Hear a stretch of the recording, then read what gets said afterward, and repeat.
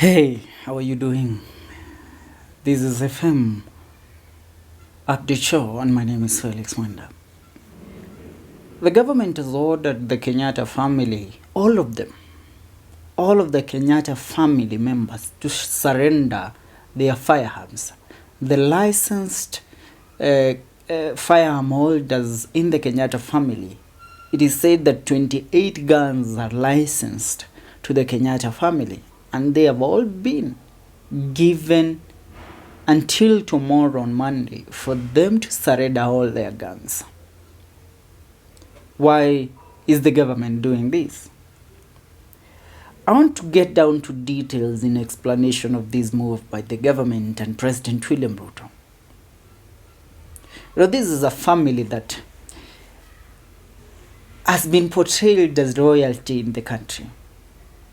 It's a family that has been portrayed as a family of the political bigwigs in the country. Now, the family of the former President Uhuru Kenyatta has been asked to surrender all the guns in their possession before the end of tomorrow.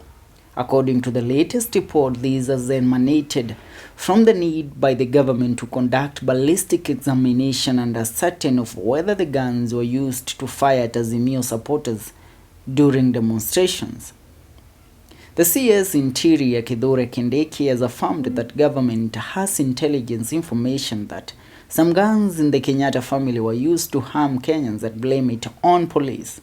Kindiki has made it clear that once the ballistic examination is conducted, the truth will be known. The government has affirmed that if the guns are not returned to the police, the Kenyatta family will face specified consequences. The president has also affirmed that some guns in civilian hands were used to harm Kenyans. And the former President Uhuru Kenyatta has, however, expressed opposition to investigation, terming such a witch hunt against his family. The former President Kenyatta has vowed to protect his son in order to ensure that the rule of law is followed to the letter. Now, let's get this clear. The government plays a very funny card. We are being told that, you know what, you all should bring your guns, we get to examine and make our final report on whether your guns were used in the recent demonstrations, whether they were used to fire at the Azimio supporters that were killed. So this is what the Kindiki is trying to say. But Uhuru Kenyatta, together with his family, took their licensed guns, handed them over to their goons so that they will go and kill people in the demonstration, so that this blame will be given on the government. And then the international communities will come blaming President William Ruto together with his government for killing innocent people during demonstrations. This is the card that Kindiki is trying to pull. Now, me being Uhuru Kenyatta, in the recent times, will I allow you, having known what Ruto is doing, having seen Ruto withdraw my mother's security that has been there for over 50 years, having seen Ruto send police officers to raid my son's home, having known the history I know about this William Ruto guy, will I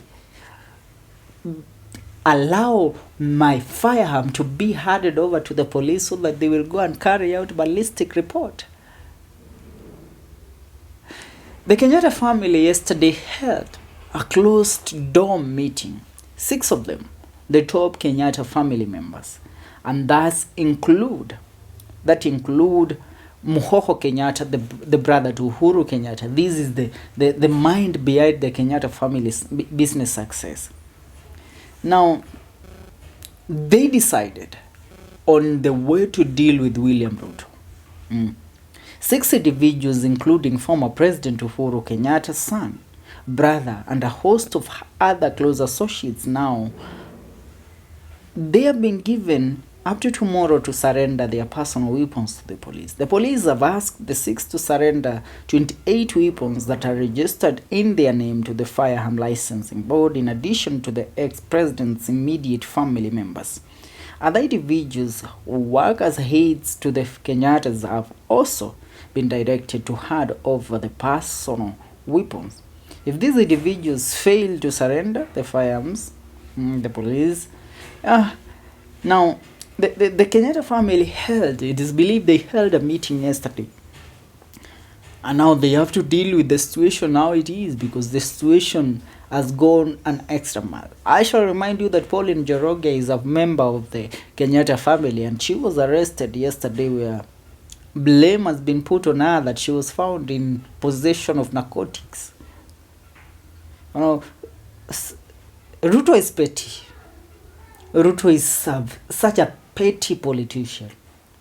That's why I'm telling you, it will not be easy for the Kenyatta family to hand over their weapons to the government, because they know how this man can be petty. He will go ahead and frame them. They can do anything to frame Uhuru Kenyatta and to frame the Kenyatta family, so that they will have a weak link in the Kenyatta family that they will use to extort them out of supporting Azimio la Umoja. Believe you me, that Ruto is working on a strategy of having a weak link in the Kenyatta family that he will exploit. And that's why the issue of the guns are coming in. If you understand politics and how politicians play their game, you know, politics is a dirty game, that one we can't disagree. If you understand them so well, then you will bear with me that Uhuru Kenyatta shouldn't be such a fool to hand over the weapons to the government, because this will mean that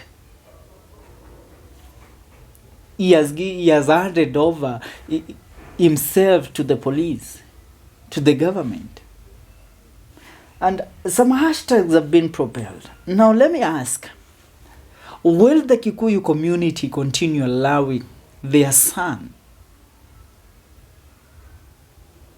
to continue being exploited under the watch of somebody that they refer to as their current representative in the government, Rigathi Gachagua? Let me tell you, that man Rigathi Gachagua is a very bitter man. If he is given a closed door meeting with Uhuru Kenyatta, he can slap Uhuru Kenyatta very hard. Yeah, that's one thing. And what we should put in mind whenever we are doing all this is that tomorrow always comes for us. Tomorrow, yes, Uhuru was petty in his reign, but he was not as petty as William Ruto. William Ruto is very, very, very petty. You know, many all over the world refer to William Ruto as a genius political. Yeah, he is a genius. You know, you have to be emotionless and inhuman for you to do certain things, and for you have to turn off emotions sometimes, and that's how geniuses works. Not even geniuses, that's how psychopaths work. They turn off their emotions so they can do anything. Just imagine all the arrests that have been made so far.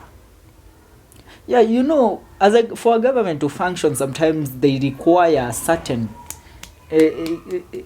somebody who is a hard nut to crack, and he does there's some aspect of dictatorial leadership in them, but not so much. Yeah, some aspect, but not so big. For Ruto, the aspect of dictatorial is so big. It's so big. What else can we say? All we can do is just sit and wait. Will the Kenyatta family be so gullible to hand over their guns to the government?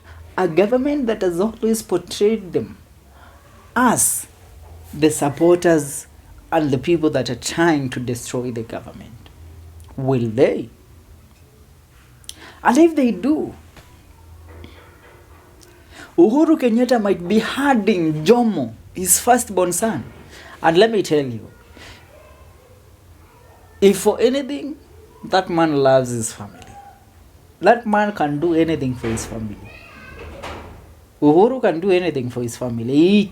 He cared about his family more than this government. And we all know you also will do the same. You also will do the same.